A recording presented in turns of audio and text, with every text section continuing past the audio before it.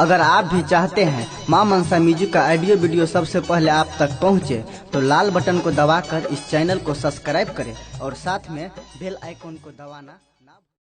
प्रेम से बोला छठी मैया की छठी मैया छठी छठी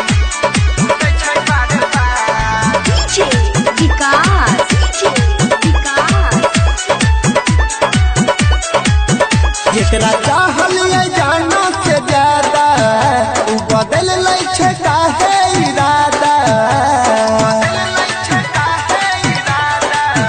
जेकरा चाहलिए जानो से ज्यादा उ बदल लै छै काहे इरादा।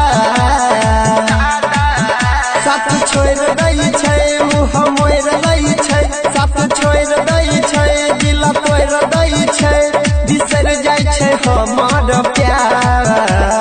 छठी मैया एतने करै उपकार, काहे खातिर दिलावा टूटे छै बार बार। छठी मैया एतने करै उपकार, काहे खातिर दिलावा टूटे छै बार बार।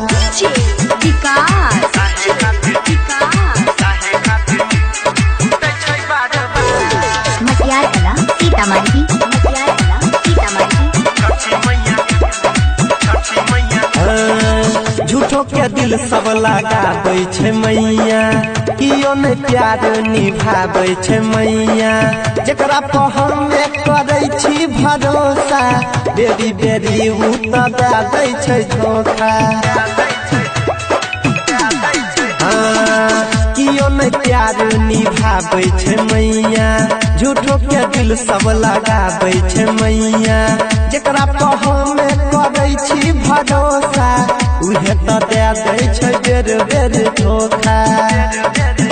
तू ही करे मनी दान कने दहिने ध्यान, तू ही करे मनी दान कने दहिने ध्यान, करे कोनो चमत्कार। छठी मैया एतने करै उपकार, काहे खातिर दिलावा टूटे छै बार बार। छठी मैया एतने करै उपकार, काहे खातिर दिलावा टूटे छै बार बार।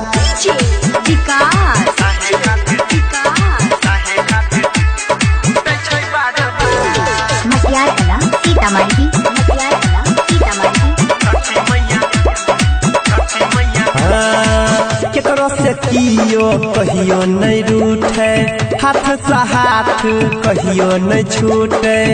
ओइसन कृपा तोय करै गे मैया, केकरो दिलावा कबो न टूटे। केकरो से कियो कहियो नहीं रूठे, हाथ से हाथ कहियो नहीं छूटे। ओइसन कृपा तोय करै गे मैया, केकरो दिलावा कबो न टूटे। राइटर सोनी अनिल संगे रंजन सुनील, राइटर सोनी अनिल संगे रंजन सुनील, हाथ जोड़ करै छौ पुकार। छठी मैया एतने करै उपकार, काहे खातिर दिलावा टूटे छै बार बार।